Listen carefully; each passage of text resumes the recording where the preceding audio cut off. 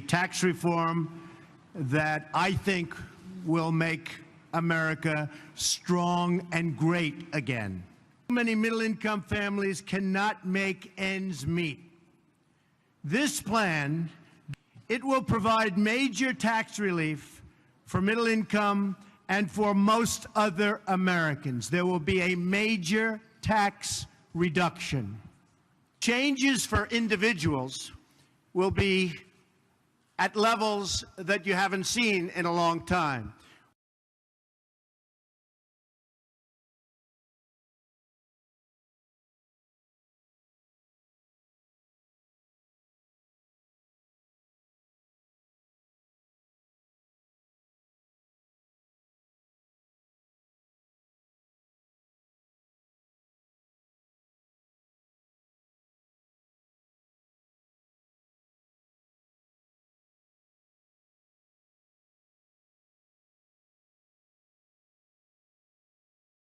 Four or 5 years ago, I'd say, don't go for these. I used to call them exploding mortgages because that's what they were. They were blame Wall Street. You have to blame the bankers in particular. And I think today the bankers are a big problem because they're not loaning money. You know, they did get bailed out. Well, when they get bailed out by the taxpayer, the first thing many of them have done is stick noses straight back in the bonus trough and give themselves millions of dollars again. I don't like a lot of the things that the bankers have done. I mean, you know, when you talk about the Occupy Wall Street protesters, I mean, they do have some points. We have some of the bankers here. There's nobody better to tell me about Dodd-Frank than Jamie, so you're going to tell me about it. But we expect to be cutting a lot out of Dodd-Frank because, frankly, I have so many people, friends of mine, that have nice businesses. They can't borrow money. They just can't get any money because the banks just won't let them borrow because of the rules and regulations and Dodd-Frank. Yes, but on our left was Steve Schwarzman, who's the head of the Blackstone Group, who's one of the richest men in America and in the world, who is also someone who is really critical of Dodd-Frank and financial regulation. And we know the makeup of his cabinet. We have the richest cabinet and possibly in world history for any government, and so he's going to pursue their interests. This is the guy labeled as a populist, the guy who's going to do what's necessary to help out the regular people. No, of course not. He's going to surround himself by the most wealthy people in the country, and then he's going to work to advance their interests. And then you take away the protections against banks being too big to fail. You take away the Stability Oversight Council. You do all these things that's supposed to stop a second Great Recession from happening, and you increase the chance that it's going to happen. I know that there are people out there who think, well, you know, a little bit of short-term damage, and then we reach some sort of utopia later on. But here's the problem with that. When people's retirement savings are wiped out, when they go bankrupt, when they can't afford medical procedures, those people's lives do not suddenly become better because 8 years later we get a progressive president. If they can't afford to retire, if they in fact die as a result of the financial damage that will be done to them, if their business is shut down, if they can't afford to send their kids to college, those lives are irreparably harmed. They will not recover 4 or 8 years later. Yeah.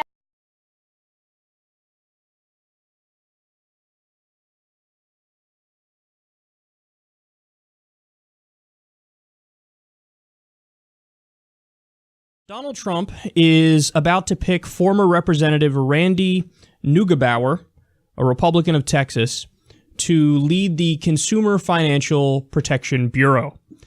When he was in Congress, Neugebauer opposed the Consumer Financial Protection Bureau actions like the first ever federal rule cracking down on payday loans. He labeled the agency's efforts to require payday lenders to take basic steps to ensure consumers can back their loans and not get trapped in a cycle of debt as a, quote, paternalistic erosion of consumer product choices. He introduced a bill to overhaul and weaken the agency. And the Consumer Financial Protection Bureau was one of the things that actually was positive in Dodd-Frank. The Consumer Financial Protection Bureau is one of the best parts of it.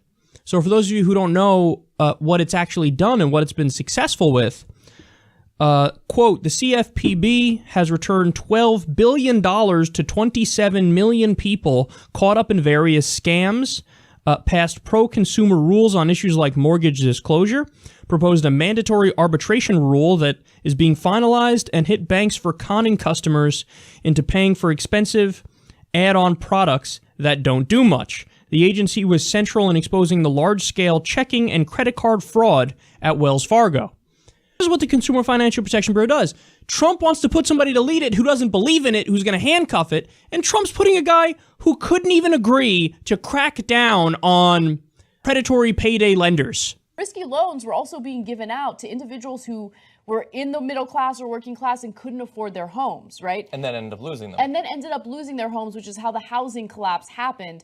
That's going to happen again. If you loosen the lending standards and you encourage banks to give out these loans, whether they're subprime mortgages or just adjusted rate mortgages, you're still going to have the same problem over again. There's another thing that happened today. Trump also signed a presidential memorandum Friday that instructs the Labor Department to delay implementing the, quote, fiduciary rule, which was aimed at blocking financial advisors from steering clients towards investments with higher commissions and fees that can eat away at retirement savings.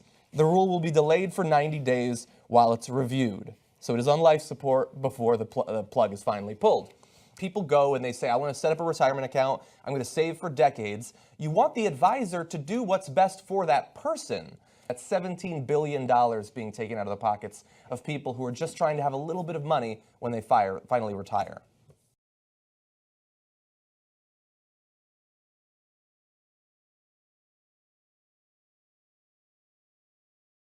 I'll save Medicare. Ben Carson wants to get rid of Medicare. You can't get rid of Medicare. You know, Medicare is a program that works. People love Medicare, and it's unfair to them.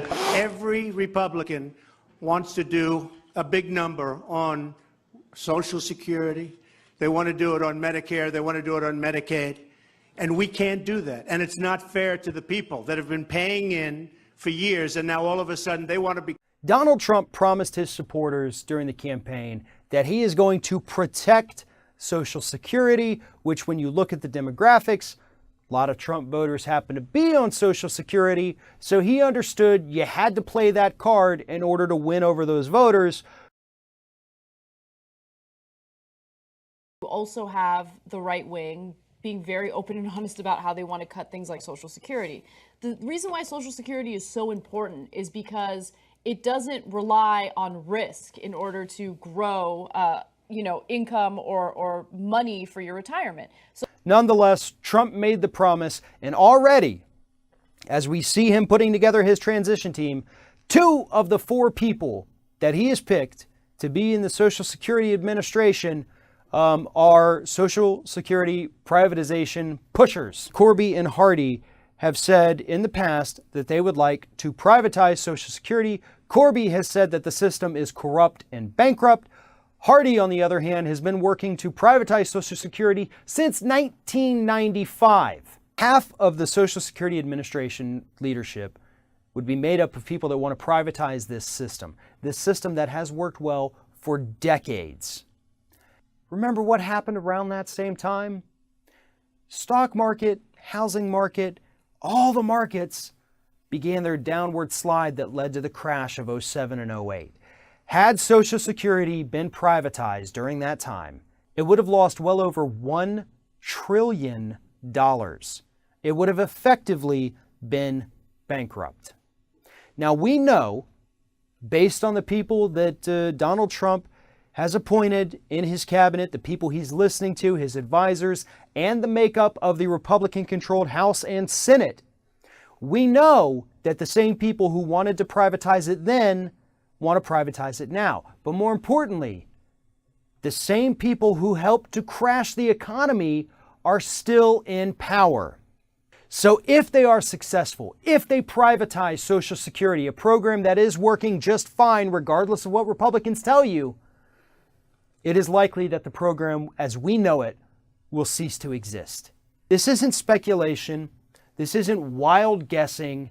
This is the plan that they have laid out.